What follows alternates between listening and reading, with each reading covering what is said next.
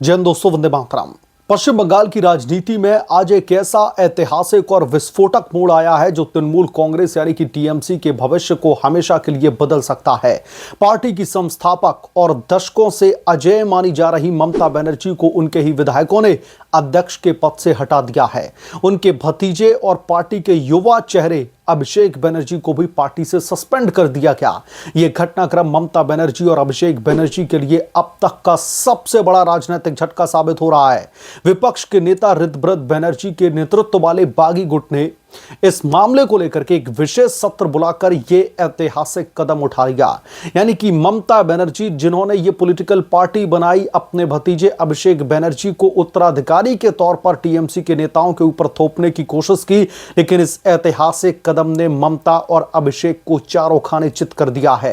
बागी विधायकों, पार्षदों और अन्य नेताओं की भारी उपस्थिति में सर्वसम्मति से विधायक अरूप रॉय को नई तृणमूल कांग्रेस का अध्यक्ष चुन लिया गया। इसके साथ ही पूर्व मंत्री अरूप विश्वास, विधायक फिराद हकीम, रतन घोष और सबीना यास्मीन को उपाध्यक्ष बना दिया गया। ऋतव्रत बनर्जी, जावेद खान और संदीपम साहा को महासचिव तथा रघुनाथगंज के विधायक अखुरजुमा अंसारी को कोषाध्यक्ष नियुक्त कर दिया गया। बैठक के बाद में ऋतव्रत बनर्जी ने स्पष्ट कहा कि यह असली नकली का सवाल नहीं है, हम ही तृणमूल कांग्रेस हैं। उन्होंने जोर देकर के कहा कि पूरी कार्यवाही पार्टी संविधान के अनुसार हुई है और इसका विवरण निर्वाचन आयोग को भेज दिया गया है। बागी गुट ने ममता बनर्जी के प्रति नरमी भी दिखाई। ऋतव्रत बनर्जी ने कहा कि यदि ममता बनर्जी चाहें तो वो बागी गुट की मुख्य सलाहकार बन सकती हैं और उनका स्वागत भी है, लेकिन इस नरम रुख के बावजूद ममता बनर्जी के प्राधिकार पर यह सबसे बड़ी चुनौती है। यानी कि ममता बनर्जी खुद इस पॉलिटिकल पार्टी की मालकिन थी, वो खुद उन्होंने इस पॉलिटिकल पार्टी को एक तरीके से जो है फर्श से अर्श तक लेकर के गई, लेकिन आज ममता के हाथ में कुछ भी पद नहीं बचा। अभिषेक बनर्जी, जिन्हें ममता बनर्जी का राजनीतिक उत्तराधिकारी माना जाता रहा था, इस विद्रोह में सबसे अधिक घिरे नजर आ रहे हैं। उनके खिलाफ में नाराजगी लंबे समय से पनप रही थी। बागी नेताओं का आरोप है कि जो नेपोटिज्म है, यानी कि जो परिवारवाद है और एक तरफा फैसलों ने पार्टी को कमजोर किया है। अभिषेक बनर्जी को पार्टी से सस्पेंड करने का फैसला इस विद्रोह की तीव्रता को भी दर्शाता है। यह विद्रोह अचानक दोस्तों नहीं उठा। पश्चिम बंगाल के विधानसभा के चुनाव में तृणमूल कांग्रेस की करारी हार के बाद में पार्टी से असंतोष चरम पर पहुंच चुका था। 80 विधायकों में से 58 ने पहले ही विपक्ष के नेताओं के पद के लिए जो है ऋतव्रत बनर्जी का समर्थन कर दिया था। बागियों का दावा है कि उनकी संख्या अब 64 तक पहुंच गई है। इसके बाद में लोकसभा में और भी बड़ा धमाका होता है। तृणमूल कांग्रेस के 28 सांसदों में से 20 सांसदों ने अलग होकर के nationalist citizens party of India यानी कि एमसीपीआई में विलय कर लिया और भारतीय जनता पार्टी के नेतृत्व वाले एनडीए को समर्थन देने की घोषणा कर दी। विधानसभा ने शुरू हुआ यह बगावत अब संसद और पार्टी संगठन तक फैल चुकी है। ममता बनर्जी ने सालों की मेहनत से तृणमूल कांग्रेस पार्टी को खड़ा किया। उन्होंने वामपंथी शासन के खिलाफ में आंदोलन करके सत्ता को हथियाया, सत्ता हासिल की और लंबे समय तक बंगाल पर राज किया।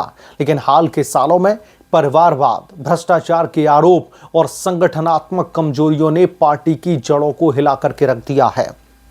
अभिषेक बनर्जी, जो ममता बनर्जी के उत्तराधिकारी माने जाते रहे थे, अभी तक अगर कोई पूछता था कि ममता बनर्जी के बाद में पश्चिम बंगाल में राजनीतिक कमान कौन संभालेगा, तो अभिषेक बनर्जी का नाम आता था। लेकिन आज पूरी तरीके से सियासी तस्वीर बदल गई है। अभिषेक बनर्जी को आगे बढ़ाने की कोशिश ने कई पुराने नेताओं में नाराजगी पैदा कर दी, जो आज इस विद्रोह के रूप में फूट पड़ी है। राजनीतिक विश्लेषकों का मानना है कि यह ममता बनर्जी के करियर का सबसे कठिन दौर है। एक तरफ पार्टी का संगठन टूट रहा है, दूसरी तरफ निर्वाचन आयोग के फैसले और कानूनी लड़ाई का इंतजार है। बागी गुट अब जिला समितियों, प्रदेश यूनिटों और प्रवक्ताओं का नया पैनल गठित करने की तैयारी में है। वहीं ममता बनर्जी की तरफ से अभी कोई भी आधिकारिक प्रतिक्रिया इस पर नहीं आई है, लेकिन यह स्पष्ट हो चुका है कि तृणमूल कांग्रेस अब दो गुटों में बंट चुकी है। एक ममता बनर्जी, अभिषेक बनर्जी का गुट और दूसरा बागी गुट। वैसे कहने को दो गुट हैं, लेकिन ममता और अभिषेक के पास में वही गिने चुने, उंगलियों पर गिने चुने नाम रह गए हैं। पश्चिम बंगाल की राजनीति में यह विद्रोह सिर्फ एक पार्टी का आंतरिक मामला नहीं, बल्कि बंगाल की सत्ता के समीकरणों को पूरी तरीके से बदलने वाला घटनाक्रम भी है। ममता बनर्जी की अजय छवि पर पहली बार इतना गहरा और संगठित प्रहार किया गया है। अब देखना दोस्तों यह है कि दीदी इस तूफान से कैसे उबरती हैं, या फिर इतिहास में यह उनका अंतिम अध्याय साबित हो सकता है। यह घटनाक्रम न केवल तृणमूल कांग्रेस के लिए बल्कि पूरे भारतीय राजनीति के लिए एक बहुत बड़ा सबक है। सत्ता कितनी भी मजबूत क्यों ना हो, असंतोष की चिंगारी अगर बुझाई ना जाए तो वो पूरे महल को जला करके राख कर देगी। और सबसे बड़ी बात दोस्तों यह है कि ममता बनर्जी ने जिस तरीके से अपने विधायकों और सांसदों की मांगों को ठुकराने की कोशिश की, जिस तरीके से विधायक कई समय तक लंबे लंबे वक्त तक इंतजार करते थे कि अब आला हाईकमान की तरफ से उनके लिए कोई निर्देश आएगा, उनकी बात सुनी जाएगी, लेकिन ममता बनर्जी और अभिषेक बनर्जी सत्ता के नशे में इस कदर चूर थे कि वो पार्टी का अपने आप को मालिक समझ बैठे थे। उन्हें लगता था कि उनके इशारे पर ही सब कुछ किया जाएगा। उन्हें लगता था कि उनके इशारे पर ही यह पॉलिटिकल पार्टी चलती है। अगर उन्होंने नेताओं को बोल दिया दिन तो वो दिन बोलेंगे, बोल दिया रात है तो रात बोलेंगे। लेकिन ये इतनी बड़ी गलतफहमी ममता बनर्जी और अभिषेक बनर्जी के लिए अब नासूर साबित हो गई है। इन बागियों ने ममता बनर्जी की नाक में दम कर दिया है। और राजनीतिक जानकार तो यहां तक कह रहे हैं कि ममता बनर्जी की हालत अब उद्धव ठाकरे जैसी हो चली है। ममता बनर्जी की हालत अब शरद पवार की तरह हो चली है। पार्टी तो है, लेकिन पार्टी के सारे नेता उनसे छिटक करके उन्हीं की पॉलिटिकल पार्टी पर दावा करने लगे हैं। यही हाल ममता बनर्जी का है। ऋतुव्रत बनर्जी को लोग पश्चिम बंगाल का एकनाथ शिंदे कह रहे हैं। ऋतुव्रत बनर्जी के ऊपर लगातार जो है लोगों की नजरें टिकी हुई हैं कि वो टीएमसी छोड़ करके भी जा सकते थे, भारतीय जनता पार्टी में ज्वाइन करने का एक तरीके से उनके पास में ऑप्शन था। लेकिन उन्होंने, या फिर यूं कह लीजिए कि भारतीय जनता पार्टी ने एक ऐसी राजनीतिक बिसात बिछाई ममता बनर्जी के लिए कि ममता बनर्जी के साथ देखिए अब कुछ भी नहीं बचा। एक ऐसा नेता जिसने एक पॉलिटिकल पार्टी बनाई और उस पॉलिटिकल पार्टी को फर्श से लेकर के अर्श तक लेकर के गई, नेताओं को टिकट देना शुरू किया, खुद राज्य की मुख्यमंत्री बन गई और तकरीबन डेढ़ दशक तक वहां पर अपना राज किया। और आज ममता बनर्जी की अपनी विधायकी भी नहीं बची। ममता बनर्जी का मुख्यमंत्री का पद छीन लिया गया।